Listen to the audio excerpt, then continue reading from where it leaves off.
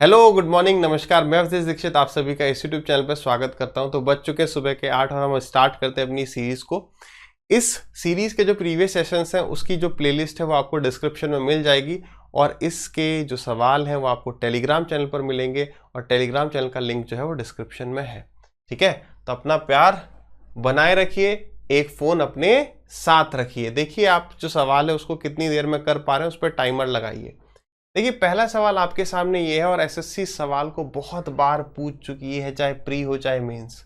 ठीक है, तो मैं ये आशा करता हूँ आपने सवाल ट्राई किया होगा। आ जाइए सवाल पर आते हैं। तो क्योंकि ये सवाल बहुत बार पूछा है तो हमें सवाल का फिगर तुरंत आ जाना चाहिए बनाने में। ठीक है, यहाँ पर एल नहीं है, ये एंगल है। ये क्या है यहाँ पर? Angle A B C. आ जाइए, ए बी सी डी एक साइक्लिक क्वाड्रिलेटरल है। तो यहाँ पर जो हमें पता है, ये सवाल हमने कई बार देखा है कि यार इसका जो फिगर है कुछ इस तरीके से बन जाएगा। ठीक है, तभी तो कई बार जब देखा तो यही फायदा होना चाहिए। एक छोटी सी बात और कह रहे एडी और बीसी को प्रोड्यूस करते हैं आगे, तो वो किसी एक पॉइंट पी पे मिलते हैं। एक छोटी सी बात क्या है, जैसे ए पहले लिखा है डी बाद में, यानी ए से डी की तरफ जाना है। बी पहले लिखा है सी बाद में, यानी बी से सी की तरफ जाना है। तो ए डी और बी सी, क्या चीज हमेशा चेक कर लेनी है कि या तो ये लगातार ऐसे चले या लगातार ऐसे चले, कंटिन्यूस चलने चाहिए। मतलब ए के बाद बी यहाँ होगा या यहाँ होगा, तो ए बी सी डी ऐसे होगा या ए बी सी डी ऐसे होगा, बस लगातार रहना चाहिए। ये किसी एक पॉइंट किस पर मिल रहे हैं? पी पर। आगे क्या कह रहा है? कह रहे डी सी को, अब देखो डी से सी की तरफ आगे जाना, डी से सी की तरफ आगे गए और ए बी को आगे मिलाने पर ये किसी एक पॉइंट क्यू पर मिलते हैं। अगर एंगल ए की वैल्यू 60 डिग्री है और एंगल ए बी सी की वैल्यू 72 है, A B C 72, then find DPC. DPC मतलब ये angle minus B Q C, ये यानी ये माइनस ये बता दो कितना होगा, दोनों एंगल ही निकाल लें। ठीक है, साइक्लिक क्वाड्रिलेटरल की प्रॉपर्टी क्या है? अगर ये 72 है तो ये एंगल भी कितना होगा? 72। ये 60 है तो ये एंगल भी कितना होगा? 60। आसान सी बात है, ये 60, ये एंगल कितना होगा? 180 माइनस थीटा, ये दोनों एंगल का सम 180, तो ये थीटा हो जाएगा। इसीलिए ये थीटा, ये थीटा, ये थीटा, ये थीटा। इतनी बात क्लियर है। अगर ये एंगल 60 है तो भाई ये एंगल कितना? 60। अब पहले मैं ये वाला एंगल निकाल लेता हूं। कैसे आ जाएगा भाई ये एंगल? देखिए ये जो है, ये जो एंगल है 72, ये इस ट्राइंगल का क्या है? एक्सटीरियर एंगल, यानी इसका और इसका सम कितना होगा? 72 या ये 60 है तो ये 12 आ गया। आप चाहे तो लीनियर पेयर से निकाल लो, स्ट्रेट लाइन से, कि भाई ये एंगल आ जाएगा, फिर आप 180 में से माइनस कर दोगे। लेंदी करके कोई फायदा नहीं है। ये 60 है, ये 72 है, तो सम कितना हो गया? 132 हो गया। बच कितना गया? ये बच गया आपका 48, यानी ये वाला एंगल 48 हो गया। बस 48 में से 12 माइनस कर दिया, यानी करेक्ट आंसर कितना हो गया? 36। क्लियर है सभी को? आ जाइए आगे बढ़ते हैं अगले सवाल पर। ट्राई करिए। ऐसे सवाल हमने प्रॉफिट एंड लॉस में बहुत डिस्कस करें, इन डेप्थ डिस्कस किए हैं। बस जैसे कह रहा है वैसे करते जाना है। इसमें दो टाइप के सवाल बनते हैं। एक क्या होता है, एक जो आसान वाला होता है, उसमें क्या होता है, जितना रुपया यहाँ पर उतना ही रुपया यहाँ पर, वो तो फटाफट से हो जाता है, उसमें कोई टेंशन नहीं है। जब ये सवाल इस तरीके से डिफरेंट वैल्यू दे रहा है तो जैसे कहता जाएगा वैसे करते जाएंगे। देखिए क्या कह रहा है, कह रहा है रेमा सोल्ड 48 आर्टिकल। रेमा ने 48 आर्टिकल बेचे, कितने के? 2160 के। और ऐसा करने से उसे 10% का लॉस हो गया। तो बताइए उसे कितने आर्टिकल बेचने चाहिए 2016 के, ताकि उसे 12% का प्रॉफिट हो जाए। सिंगल सिंगल स्टेप से चलो। उसने 2160 रुपए में कितने आर्टिकल बेचे हैं? 48। तो एक आर्टिकल का क्या आ गया? Selling price. ठीक है, ये एक आर्टिकल का सेलिंग प्राइस। दो कैसे एक बार में करते हैं, कैलकुलेट कुछ नहीं करना। क्या पता ये पूरा ना कट रहा हो, इसको काटने के लिए आगे कुछ मिले। तो एक मैंने इतने का आर्टिकल बेचा और अब ऐसा करने से मुझे 10% का लॉस हो रहा है, यानी ये 90 रेशियो की वैल्यू है। तो 100 की वैल्यू क्या होगी? अब मैंने ये पूरा क्या निकाल लिया? CP of one article. मतलब मेरे को एक आर्टिकल, मेरे को नहीं, रेमा को एक आर्टिकल कितना का पड़ा। अब रेमा चाहती हैं कि वो इसे 12% के प्रॉफिट पर बेचें, तो एक कितने का बेचेंगी? 112 divided by 100। We will not waste our time calculating की 12% की एग्जैक्ट फ्रैक्शन क्या है। 100 से 100 कट रहा है ना। ठीक है, आगे बढ़ो। यार एक जो है वो इतने का बेचेगी, तो बताइए 2016 में कितने आर्टिकल बेच देगी? तो 2016 डिवाइडेड बाई एक का सेलिंग प्राइस, यानी इतने आर्टिकल बेचेगी। काटा पीटी मचा देते हैं एकदम। तो ये 1000 से ये 1000 चले गया, ये 0 से ये 0 चले गया। 9 डिजिट सम 9 है, 6 + 2 8 + 1 9 बिल्कुल कटेगा, 9 2 जा 18 एंड 9 4 जा 36। 24 से ये पूरा कट गया 2 टाइम्स और 2 से ये पूरा कटेगा कितने बार 56 टाइम्स। 2 5 जा 10 2 6 जा 12 56 बिल्कुल। 4 से कटता हुआ दिख रहा है, 4 5 जा 20 4 0 जा 0 4 4 जा 16 और ये गया 4 से 4 1 जा 4 और 4 4 जा 16। 14 से पूरा कटेगा, 14 3 जा 42 और बचा यहाँ पर कितना 84, 14 6 जा 84। ठीक है, तो हमारा इस सवाल का आंसर कितना हो गया 36। मेन पार्ट कितना है यहाँ पर, मेन पार्ट है ये जो व्हाइट कलर से हमने इक्वेशन लिखी है उसको सॉल्व करना, बाकी आगे हो जाए कोई दिक्कत नहीं है।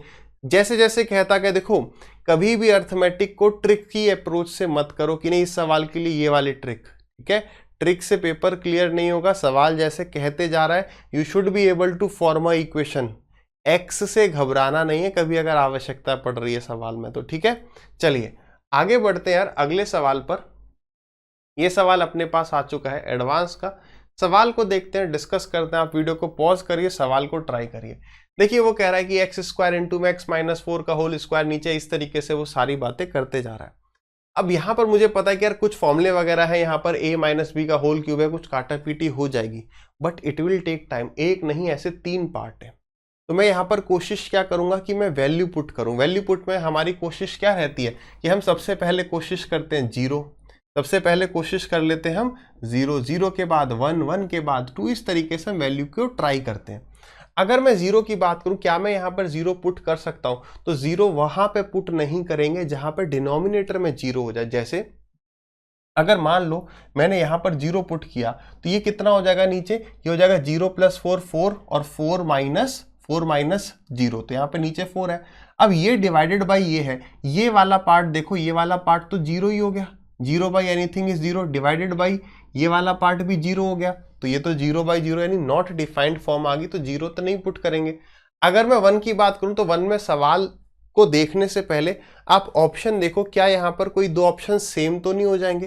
जैसे मैंने 1 पुट किया, क्योंकि लेंदी पड़ रहा है ट्रेडिशनल मेथड से सॉल्व करने में, पहली बार आप सवाल को करते वक्त स्किप करेंगे। एक बात को समझिए, टफ सवाल करने से कोई फायदा नहीं है जब तक कि हम जो हर बार सवाल पूछ रहे हैं उनको जल्दी और सही ना कर जाए, है ना। मुश्किल सवाल के पीछे भाग रहे हैं, जो पूछा जाता है वो तो हमसे होते नहीं, मुश्किल करेंगे और मुश्किल को कर रहे हैं 5 मिनट से, तो नोबेल पुरस्कार तो मिलेगा नहीं ना। दुनिया बस ये देखेगी पास या फेल, कौन सा सवाल किया कौन सा छोड़ा किसी को फर्क नहीं पड़ेगा। ठीक है, तो पहले गो में इसको छोड़ के हम आगे बढ़ जाएंगे। दूसरे में अरे यार ठीक है 2 मिनट मेरे पास है एक सवाल के लिए, मैंने कहा यार 0 इसलिए नहीं होगा, 1 पुट करके देखा, 1 पुट करा तो यहाँ पर कितना हो गया -3/5, यहाँ पर हो गया 5 डिवाइडेड बाई 1 और 4 -1 यानी कि 3, यहाँ पर 1 पुट किया तो ये हो गया 5 और नीचे हो गया -3, और यहाँ पर भी वही सेम है, देखो यहाँ पर 1 है यहाँ पर 1 नहीं है, मतलब x, यानी 1 से दोनों की वैल्यू सेम ही आने वाली है, यानी 1 तो नहीं। अब इन ये दोनों ऑप्शन तो अलग है, 2 आते ही ये दोनों ऑप्शन अलग हो जाएंगे, यानी जहां तक है प्रोबेबिलिटी हाई है कि इन दोनों में से कोई करेक्ट आंसर हो सकता है, बट तुक्का तो तुक्का। यानी अब हमें यहाँ पर सवाल में वैल्यू पुटिंग से करना है, तो 2 वैल्यू पुट करना है। x का स्क्वायर, 2 का स्क्वायर हो गया 4 इंटू में 2 - 4 इज माइनस का 2 का स्क्वायर हो गया फिर से आपका 4, 4 + 2 इज 6, 6 का स्क्वायर 36, 36 में से आपके 8 गए तो आ गया 28। डिवाइड हो रहा है तो हम मल्टीप्लाई कर देते हैं, ये वाला पार्ट ऊपर हो जाएगा, 4 + 2 6, 6 का स्क्वायर 36, ऊपर आ जाएगा 2 का स्क्वायर 4, 4 - 8 इज -4, और -4 का जो क्यूब आ जाएगा तो वो आ जाएगा -4 इंटू में -4 इंटू में -4। आप लिख सकते हैं सीधे -64, कोई दिक्कत नहीं है, माइनस इंटू में माइनस प्लस, और इस 4 से ये 4 चले गए, इस 4 से गया ये 9 टाइम्स और 4 से गया ये 7 टाइम्स, तो ये हमारा कितना बन गया -9 डिवाइडेड बाई 7 इंटू में 4 लिख लेते हैं, हो सकता है आगे कटने के लिए कुछ हो। 64 - 2 का क्यूब यानी कि 8, और 64 - 8 यानी कि 56 डिवाइडेड बाई 16 माइनस में 4 यानी कि आ गया आपका 12, तो ये गया 7 से गया 7 8 जा 56, 4 2 जा 8, 3 3 जा 9 और 3 4 जा 12, यानी कि हमारा आंसर कितना आ गया, और ये 2 से गया और 2 बार, यानी ये आ गया हमारा -3/2।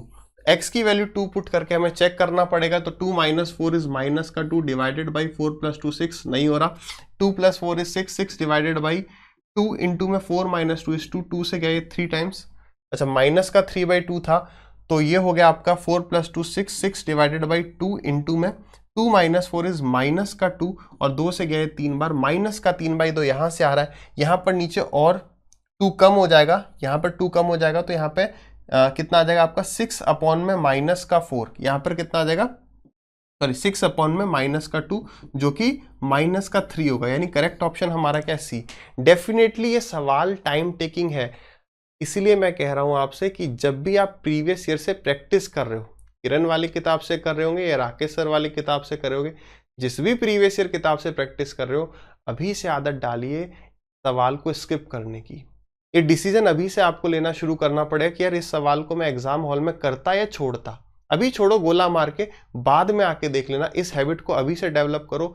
ये हैबिट जो है एक रात में डेवलप नहीं होगी कि कल एग्जाम है और कल ही ऐसा करेंगे, ठीक है। तो पहले सवाल करना है या छोड़ना है ये माइंड मेकअप करना चालू करिए, ठीक है। ये सवाल 2 मिनट में भी होगा तो कोई दिक्कत नहीं है, ठीक है, बट वो 2 मिनट लास्ट के होने चाहिए। अगर वो 2 मिनट स्टार्टिंग के हो जाएंगे तो प्रेशर बढ़ जाएगा, और प्रेशर बढ़ जाएगा तो आसान सवाल भी गलत हो जाएंगे, ठीक है भाई। चलिए आ जाइए, इस सवाल को देखिए, एक बार ट्राई करिए, आसान सा सवाल है, आसानी है ना। हाँ जी, वैल्यूज बस थोड़ी बेकार दिख रही है, वैल्यू में कुछ पकड़ने की कोशिश करिए। आ जाइए इस सवाल पर आते हैं। कह रहे एक ट्राइंगल है PQR, एक ट्राइंगल है अपने पास PQR,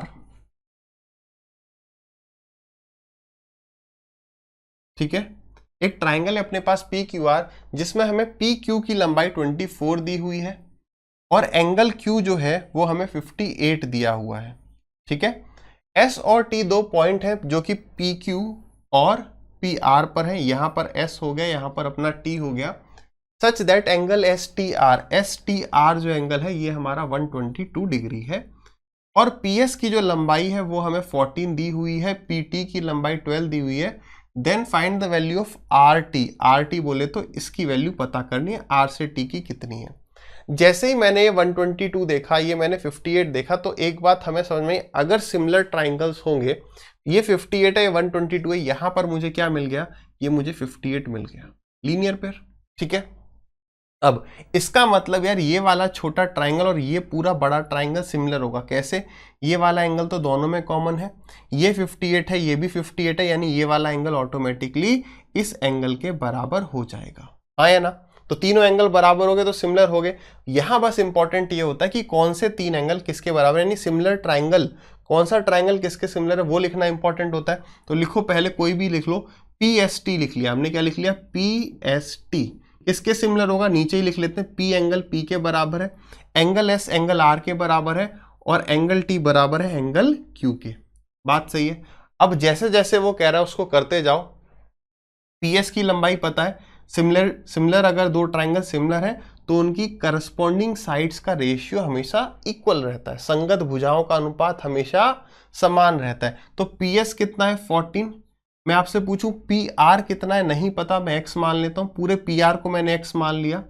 फिर ST कितना है हमारा, ST कितना है, ST नहीं बताया क्या, नहीं बताया होगा, ठीक है, ST नहीं बताया तो हमें यहाँ पर RQ भी नहीं पता, छोड़ो। फिर आ जाओ PT पर, PT पकड़ो, P से लेके T की दूरी, PT कितना है 12, ठीक है भाई, और हमें कितना PT के बाद आ गया PQ, P से लेके Q की दूरी कितनी है हमारे पास 24, ठीक है, यानी कि ये गया 2 बार, यानी X की वैल्यू मुझे कितनी मिल गई 28। क्या 28 ऑप्शन में है, क्या 28 ऑप्शन में नहीं है। वैसे एग्जामिनर को एक ऑप्शन 28 भी देना चाहिए था कि हम गलती से 28 ना मार्क कर दें। उसने पूरी PR की लेंथ नहीं पूछी, उसने केवल हमसे TR की लेंथ पूछी है, तो 28 में से 12 माइनस होगा, यानी करेक्ट आंसर हमारा 16 होगा। ये हमारा करेक्ट है, ये गलत इसलिए लगाया था क्योंकि 28 हमारे पास ऑप्शन में नहीं था। चलिए बढ़ते हैं आगे अगले सवाल पर। अगला सवाल ये रहा आपके सामने, ठीक है, ये बहुत बेहतरीन सवाल है और टाइम टेकन भी है। टाइम टेकिंग है, ये हमें कैसे पता चल रहा है, ये सवाल देखते ही आप समझ गए, हमने ट्रिगो में बात डिस्कस करी थी। ये लास्ट ऑप्शन थोड़ा सा दब रहा है, 10 + 7√3 डिवाइडेड बाई 6 है, 10 + 7√3 डिवाइडेड बाय 6 है ये, ठीक है। देखो जैसे ही मैंने ये सवाल देखा, मुझे यहां देख के ये बात समझ में आ रही है कि ये क्वाड्रेटिक इक्वेशन बनाने वाला है सवाल। ये सवाल एक क्वाड्रेटिक इक्वेशन बनाएगा और यहाँ पर मैं कॉस स्क्वायर थीटा को रिप्लेस कर रहा हूँगा 1 माइनस साइन स्क्वायर थीटा से। क्वाड्रेटिक इक्वेशन बनेगी, उसको सॉल्व करूंगा, सॉल्व करके हो सकता है थीटा की वैल्यू पता चले, नहीं पता चलेगी तो एक राइट एंगल ट्राइंगल बनाएंगे और वहां से फिर cos 2 theta, cot 2 theta, sec 2 theta, tan 2 theta ये सब हम निकाल रहे होंगे। ठीक है, अब आ जाओ भाई, अगर हम एग्जाम में अपना कॉमन सेंस लगा पाए, अगर हम एग्जाम में अपना कॉमन सेंस लगा पाए तो ये सवाल हम किस तरीके से करेंगे। देखिए, सबसे पहली बात, थोड़ा सा अगर हम यहां पर देखें, उसने पूछा क्या हमसे, sec 2 theta, cos 2 theta, cot 2 theta, tan 2 theta, ये सब पूछा है। इसका मतलब, और यहां पर आप देख रहे हो थीटा है, यानी कि कहीं ना कहीं मुझे थीटा पता चलेगा और वहां से मुझे 2 थीटा निकालना पड़ेगा। यानी कि एक बात को, मतलब अब वो ये इतना कॉमन सेंस चले ना चले, अगर नहीं भी चलेगा तो मैं यहां देखता हूं। ठीक है, पहले एक बात को सोचो कि यार यहाँ पे थीटा है, वहां पे 2 थीटा है। ठीक है, कॉमन सेंस कहना बहुत आसान है, एग्जाम के बाहर ट्रिक्स वगैरह बताना बहुत आसान है, मैं हमेशा ये कहता हूं। तो ट्रिक्स में, जादू टोने पे ज्यादा भरोसा नहीं करना है। ठीक है, चलिए, वैसे आपने सवाल जैसे भी ट्राई किया तो वो 2 थीटा देख के लग रहा है कि यार थीटा की कोई एग्जैक्ट वैल्यू हम अप्लाई यहाँ पर कर पाएंगे, लेकिन कौन सी अप्लाई करेंगे। तो देखो यहाँ पर मैंने सोचा कि ट्रेडिशनल तरीका तो बहुत लंबा पड़ेगा, थीटा की वैल्यू 0, 90 नहीं होगी, यानी मेरे को 3 वैल्यू चेक करनी है, 30, 45 और 60, इनमें से कोई करेक्ट वैल्यू होगी। बात को समझो, 30, 45, 60 कोई करेक्ट वैल्यू होगी। अब उसमें प्रोबेबिलिटी हाई बहुत ज्यादा 30 की क्यों हो रही है उसको देखेंगे, और अदरवाइज ये भी देखेंगे कि एग्जाम में हम किस तरीके से आगे बढ़ते हैं। देखो 45 अगर होगा तो ये 0 तो नहीं आ पाएगा। ठीक है, अगर मैं उस तरीके से समझाऊं, चलो दूसरा वाला जल्दी कैसे सोचते उसका तो ये है कि यार 60 का डबल 120, 120 की वैल्यू हमें निकालनी पड़ सकती है, बट हो सकता है कि वो भी एग्जामिनर ने कर रखा हो। अगर हम नॉर्मली सोचें कि यार यहां पर 0 है, अगर मैं 45 उठाऊंगा तो देखो sine square theta, cos square theta, 4 sine theta, sine cos cos आपस में बराबर हो जाएगा तो नहीं। ठीक है, तो 45 तो हमारी होने के चांसेस नहीं है। क्यों? क्योंकि यहां पर वरना 10 साइन स्क्वायर थीटा बच जाएगा और सब कुछ लगभग पॉजिटिव में आएगा, 0 तो आएगा नहीं। एक छोटा सा ये वाला पॉइंट जो आपने कई बारी आपको हेल्प करेगा एग्जाम में, वो क्या है, ये देखो स्क्वायर। स्क्वायर देखो साइन स्क्वायर के ऊपर, साइन के ऊपर स्क्वायर है, कॉस के ऊपर स्क्वायर है, यहाँ पे साइन के ऊपर स्क्वायर नहीं है। इसका मतलब अगर आप ये जानते हो, भाई हमने 45 तो हटा दिया, यहाँ 30 में और 60 में एक में तो रूट आएगा, जैसे साइन 30 कितना है, हाफ है, तो वहां पे कॉस 30 कितना है, √3/2 है। ठीक है, यहां पर क्या है, साइन की वैल्यू √3/2 है और कॉस की वैल्यू हाफ है।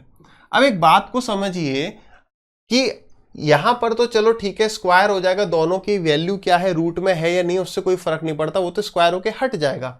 लेकिन साइन थीटा में अगर मेरे पास रूट रहा, साइन थीटा में रूट कितने पे, 60 पर है, ये वाला पॉइंट आप देखिएगा कितने सवालों में आपको हेल्पफुल रहेगा। अगर साइन थीटा के ऊपर स्क्वायर नहीं है, इसका मतलब अगर मैंने यहां पर √3/2 पकड़ लिया तो भाई रूट को हटाने के लिए मेरी हेल्प कौन करेगा, यहां पे तो इसके साथ रूट वगैरह है नहीं। तो इससे हमारा मन 90% एग्री हो गया कि अगर वैल्यू सेटिस्फाई होगी तो ये होगी, ये तो होने के चांसेस हैं ही नहीं, क्योंकि रूट आ जाएगा तो रूट हटाने के लिए कोई और है नहीं। तो यानी कि जहां तक है इसका आंसर जो है इस पे ही सेटिस्फाई कर सकती है इक्वेशन, अदरवाइज हम सवाल को छोड़ के आगे बढ़ेंगे। ये सारा कार्यक्रम हमें ज्यादा से ज्यादा 30 सेकंड में करना है, सवाल को पढ़ना, तरीका सोचना और फाइनली एंगल पर आना। मैक्सिमम मैं बात करूं 30 सेकंड। आगे का प्रोसेस जय श्री राम कह के भाई इसको कहेंगे कि भाई बस तू सेटिस्फाई हो जा, फिर तो आगे हम वैल्यू पुट कर देंगे। आ जाइए, 11 साइन स्क्वायर थीटा, मतलब थीटा 30, तो साइन थीटा हाफ, हाफ मतलब कि 1/4, माइनस कॉस थीटा √3/2 का स्क्वायर यानी कि 3/4, प्लस 4 साइन थीटा यानी कि 4 इंटू में हाफ यानी 4/2 और माइनस में 4।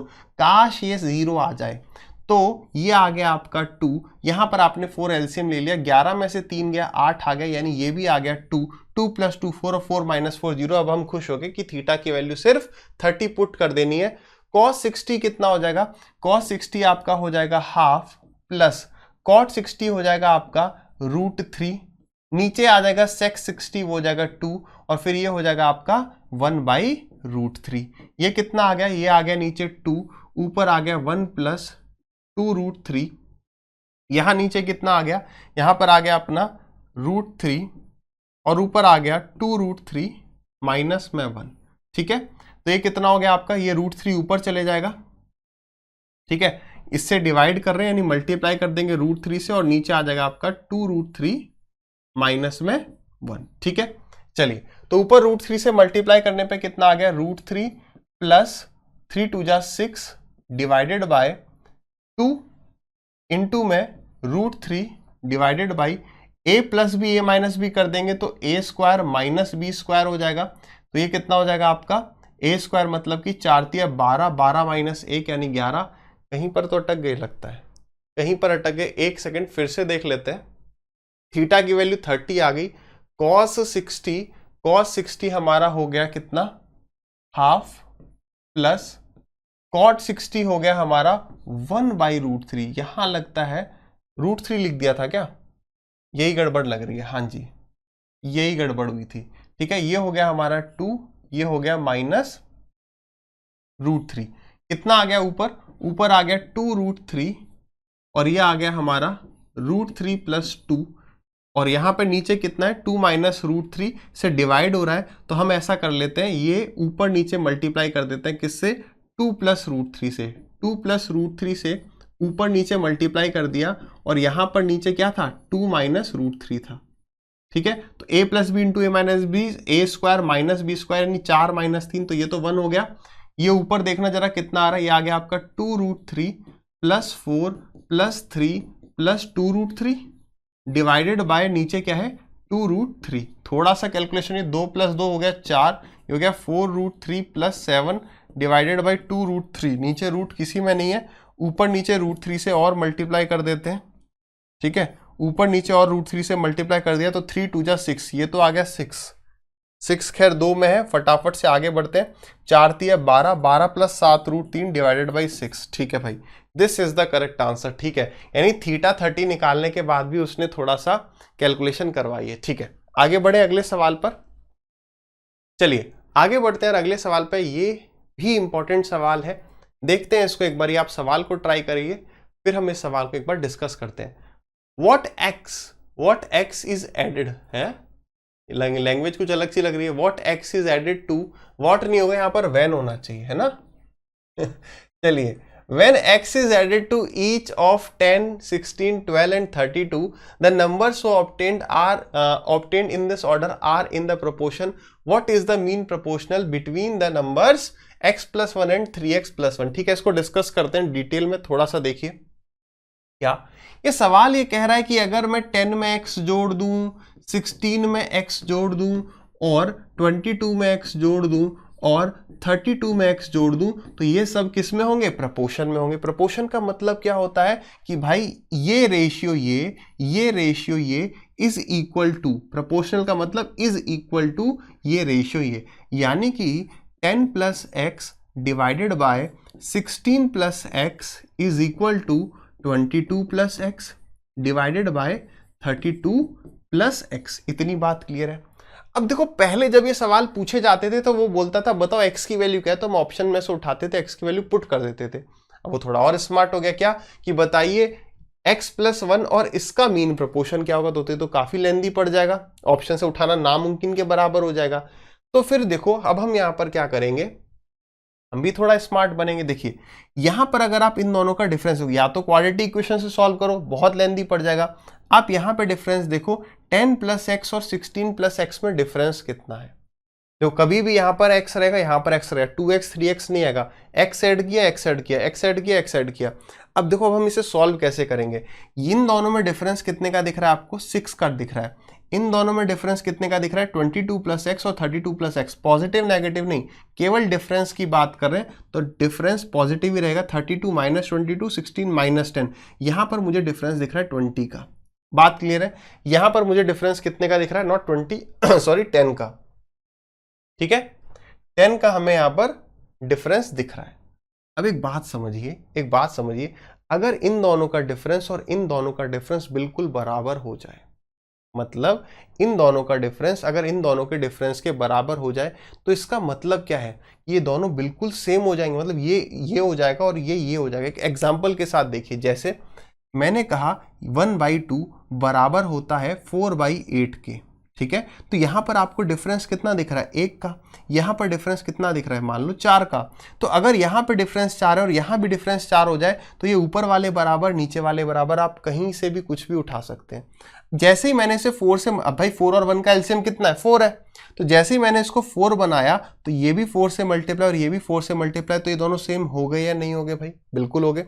ठीक है। तो अब इसी तरीके से हम यहां पर क्या करने वाले हैं, अब हम यहां पर क्या करेंगे, इन दोनों डिफरेंस को सेम बनाएंगे। इन दोनों डिफरेंस को क्या करेंगे, सेम बनाएंगे। 6 और 10 का एलसीएम कितना हो गया, 30। तो यहां पर मैंने मल्टीप्लाई कर दिया 5 से और यहां पर मल्टीप्लाई कर दिया 3 से। इसका मतलब आप इसको, इस वाले पार्ट को मल्टीप्लाई कर दो 5 से, इसको मल्टीप्लाई कर दो 3 से और इक्वेट कर दो। आप में से कुछ के मन में डाउट आएगा कि सर मैं इसको मल्टीप्लाई कर दूं 5 से, इसको मल्टीप्लाई कर दूं 3 से और इक्वेट कर दूं तो भाई तब भी सेम आएगा। और वो आपके लिए छोटा सा होमवर्क है, भले आपने स्कूल में किया हो ना किया हो, अब होमवर्क जरूर करना। ठीक है, चलिए, और कमेंट सेक्शन में बताना एक्स की वैल्यू सेम आई या नहीं आई। ठीक है, चलिए आ जाइए। देखिए स्टूडेंट्स को लाइव देखना पसंद होता है, बट किसी कारणवश मैं ये वीडियो लाइव नहीं बना पा रहा हूँ। तो उसमें फ़ायदा ये देखो कि आपको रिकॉर्डिंग में टाइम वेस्ट नहीं करना पड़ रहा है ना, अपनी स्पीड से देख सकते हो। चलिए, अब इसको मैंने 5 से मल्टीप्लाई किया तो कितना हो गया, 50 + 5x बराबर कर देंगे किसके, 3 इंटू में 22 यानी 66 + 3x के। तो ये 5x है, वो 3x से यहाँ पर आया 2x हो गया, 2x की वैल्यू 16 होगी तो x की वैल्यू 8 आ गई। यानी वो नंबर जो जोड़ा आना था दैट वाज 8, वो 8 था। अच्छी बात है, यहाँ पर कोई ऑप्शन 8 नहीं है, वरना हो सकता है हम 8 ही टिक कर देते। तो वो जो नंबर जोड़ा जाना है दैट इज 8। ठीक है, तो इसका मतलब ये हो गया कि हमें जो मीन प्रपोर्शन बताना है, जो मध्यानुपात बताना है, वो किसका बताना है, 8 + 1 9 और 8 3 या 24 + 1 25, इन दोनों का। यानी कि इन दोनों को मल्टीप्लाई करके सिर्फ रूट लेना है, तो ये आ गया 3 इंटू में 5 यानी 15 इज द करेक्ट आंसर। बताइए क्लियर है। चलिए आगे बढ़े। आगे बढ़ने के लिए और सवाल नहीं है तो आज का सेशन यार यहीं पर एंड होता है। कमेंट सेक्शन में ज़रूर बताइए कि आपको सेशन कैसा लगता है, कि कैसा लगा, और आगे कंटिन्यू तो बिल्कुल हम करेंगे ही, क्योंकि जो देख रहे हैं उनको अच्छा लग रहा है। तो व्यूज़ वगैरह की चिंता ना करो, कम आ रहा है कोई बात नहीं, मैं शेयर करने के लिए ना बोल रहा था ना बोलूँगा, बट लाइक करके अपना प्यार अपना सपोर्ट ज़रूर दिखाएं। तो फिर मिलते हैं कल ऐसे ही एक और सेशन के साथ। टिल देन हंसते रहिए, मुस्कुराते रहिए और मेहनत करते रहिए।